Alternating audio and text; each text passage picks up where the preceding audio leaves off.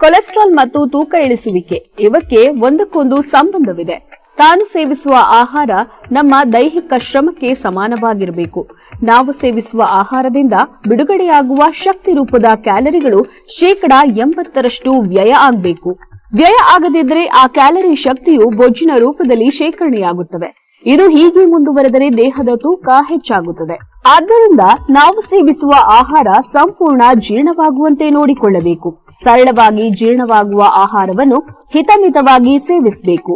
Cholesterol ಮತ್ತು ಸ್ಥೂಲ ದೇಹ ಇದ್ದವರು ದೇಹದ ತೂಕ ಇಳಿಸಿಕೊಂಡು ಕಾಲಕಾಲಕ್ಕೆ ಕೊಲೆಸ್ಟ್ರಾಲ್ ಲೆವೆಲ್ ಒಮ್ಮೆ ಚೆಕ್ ಮಾಡಿಸಿಕೊಳ್ಳಬೇಕು. ನಾವು ಏನೇ ಆರೋಗ್ಯವಾಗಿದ್ರೂ ಸಹ ಮುನ್ಸೂಚನೆ ಕೊಡದೆ ಯಾವುದೇ ರೋಗ ಲಕ್ಷಣಗಳನ್ನು ತೋರದೆ ಹೃದಯದ ಮೇಲೆ ದುಷ್ಪರಿಣಾಮ ಬೀರುವಂತಹ ಕೆಟ್ಟ ಕಾಯಿಲೆ ಎಂದರೆ ಕೊಲೆಸ್ಟ್ರಾಲ್ ಮತ್ತು ಸ್ಥೂಲಕಾಯ. ಆದ್ದರಿಂದ ಬಹಳ ಜಾಗರೂಕವಾಗಿರುವುದು ಉತ್ತಮ. ಕೊಲೆಸ್ಟ್ರಾಲ್ ಇದೆಯೆಂದು ತಿಳಿಯಲು ದೇಹದಲ್ಲಿ ಕೆಲವು ಸೂಚನೆಗಳು ಕಾಣಿಸಿಕೊಳ್ಳುತ್ತದೆ. ಕಾಲಿನ ಪಾದದಲ್ಲಿ ನೋವು ಉಂಟಾಗುತ್ತದೆ. ಕಾಲಿನ ನರಗಳ ಸೆಳೆತ ಕಾಣಿಸಿಕೊಳ್ಳುತ್ತದೆ. ಮೊಣಕಾಲು ನೋವು, ಮೀನಖಂಡ ನೋವು ಕಾಣಿಸಿಕೊಳ್ಳುತ್ತದೆ. ರಕ್ತ ಸಂಚಾರವಾಗದೆ ಆ ಭಾಗದ ಜೀವಕೋಶಗಳಿಗೆ ಆಮ್ಲಜನಕ ಮತ್ತು ಪೌಷ್ಟಿಕಾಂಶ ಸರಬರಾಜು ಆಗುವುದಿಲ್ಲ. ಅಂತಹ ಭಾಗದಲ್ಲಿ ನೋವು ಕಾಣಿಸಿಕೊಳ್ಳುತ್ತದೆ.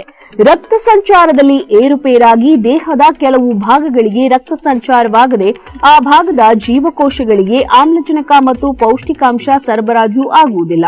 ಅಂತಹ ಭಾಗದಲ್ಲಿ ನೋವು ಕಾಣಿಸಿಕೊಳ್ಳುತ್ತದೆ. ಕಾಲು ಪಾದದಲ್ಲಿ ಊತ ಬರುತ್ತದೆ. ನಡೆಯುವಾಗ ಕೀಲುಗಳಿಗೆ ಬಿರುಕು ಬರುತ್ತದೆ. ಇಂತಹ ಲಕ್ಷಣಗಳು ಕಾಣಿಸಿಕೊಂಡಾಗ ಕೂಡಲೇ ನಮ್ಮ ಸಿದ್ದಲಿಂಗೇಶ್ವರ ಆರೋಗ್ಯಧಾಮದಲ್ಲಿ ಕೊಲೆಸ್ಟ್ರಾಲ್ ಮತ್ತು ತೂಕ ಇಳಿಸುವಿಕೆಗೆ ಔಷಧಿ ಇದ್ದು ಕೂಡಲೇ ಸಂಪರ್ಕಿಸಿ.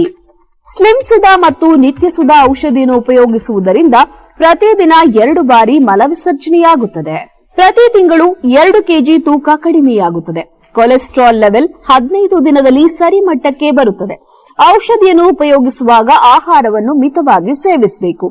ಔಷಧಿಗಾಗಿ ಕರೆ ಮಾಡಿ ಅಂಚೆ ಮೂಲಕ ತರಿಸಿಕೊಳ್ಳಿ. ನಮ್ಮ ದೂರವಾಣಿ ಸಂಖ್ಯೆ 8197885537.